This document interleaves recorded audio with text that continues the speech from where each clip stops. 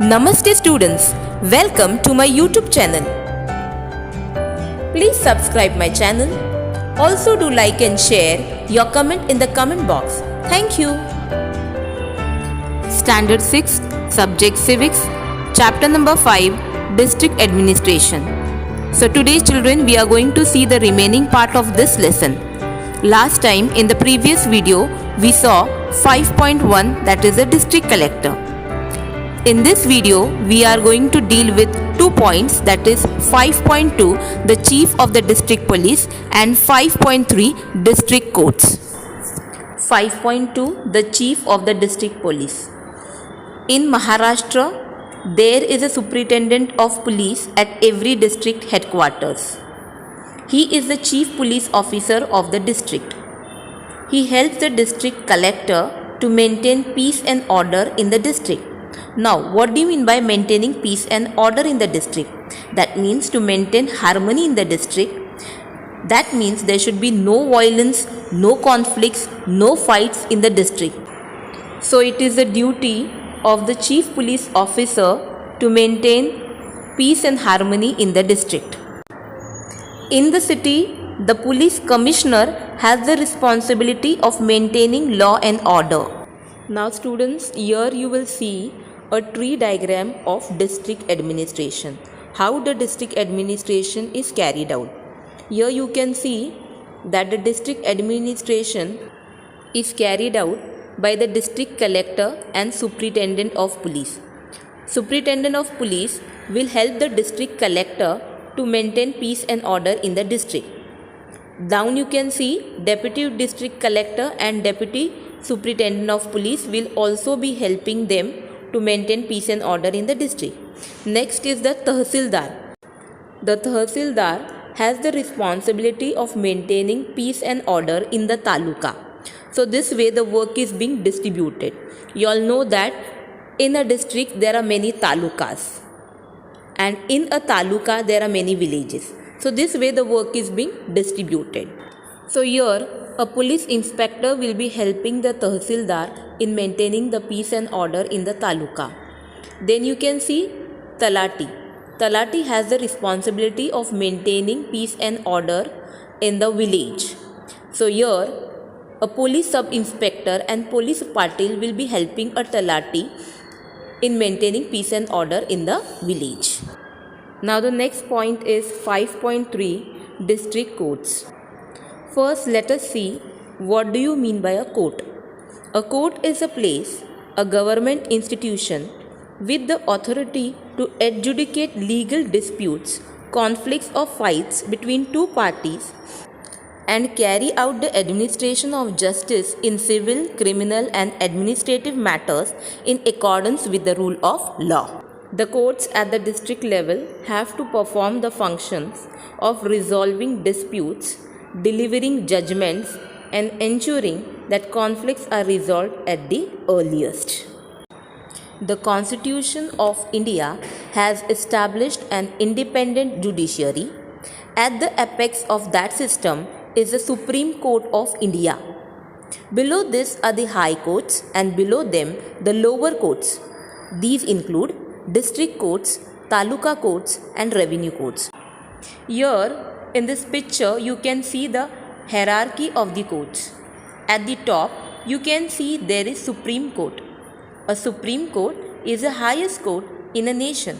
So there is only one Supreme Court in India, which is at Delhi. Next is the High Court.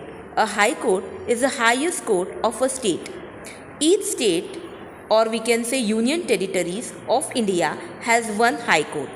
There are total 25 High Courts in India.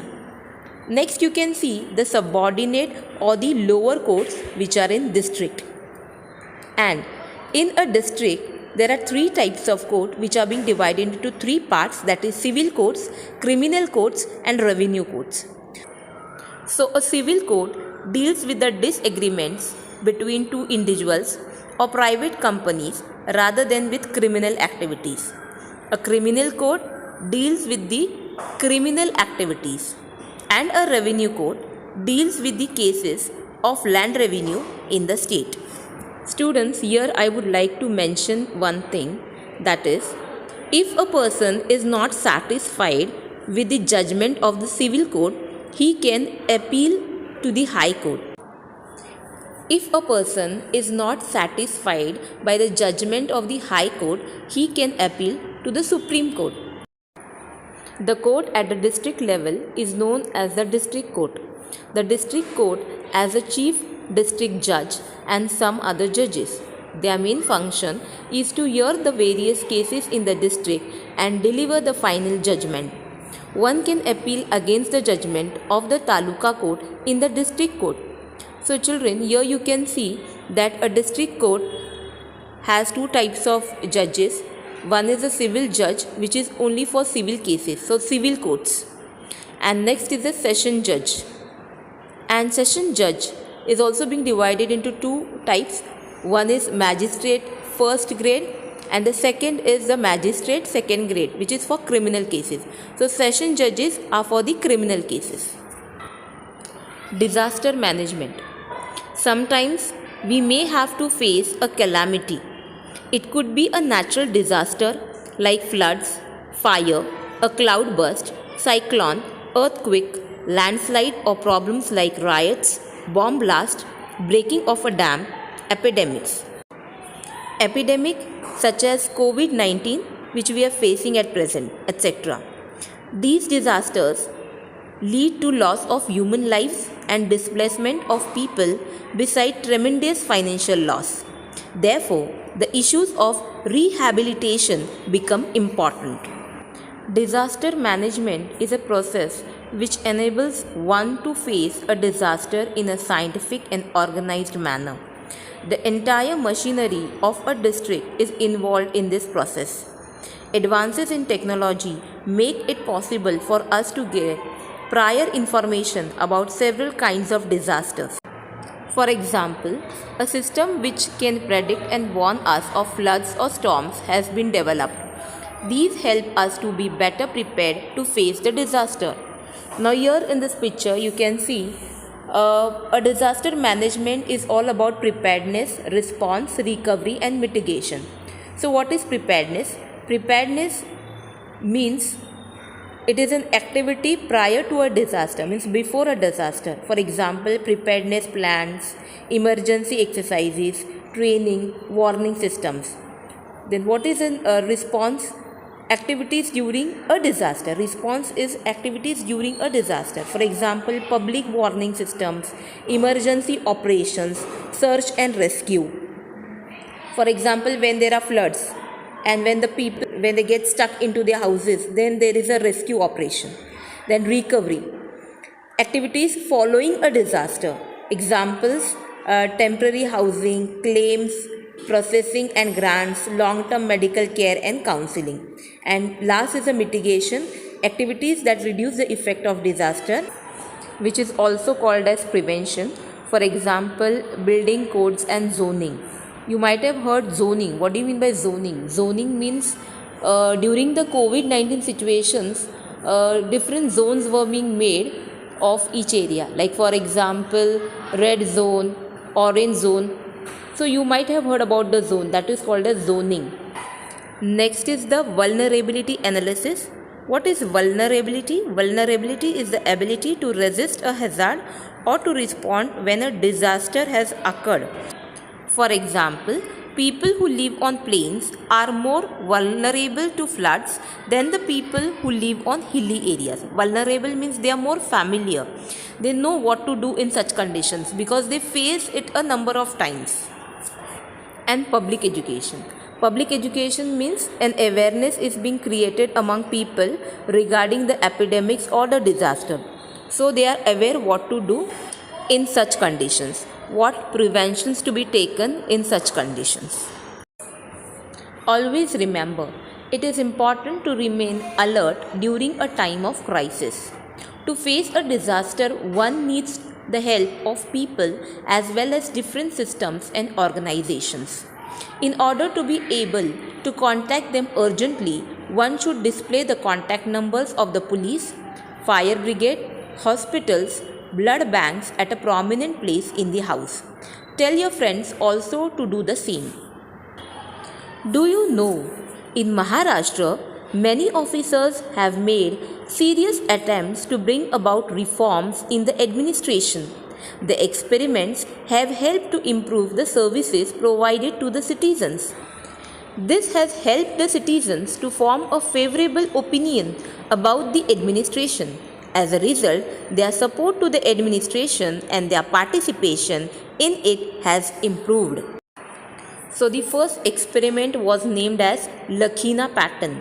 In order to make the administration efficient and to increase the quality of public services available to the citizens, Shri Anil Kumar Lakhina brought about many reforms. Reforms means changes when he was a district collector of Ahmednagar district.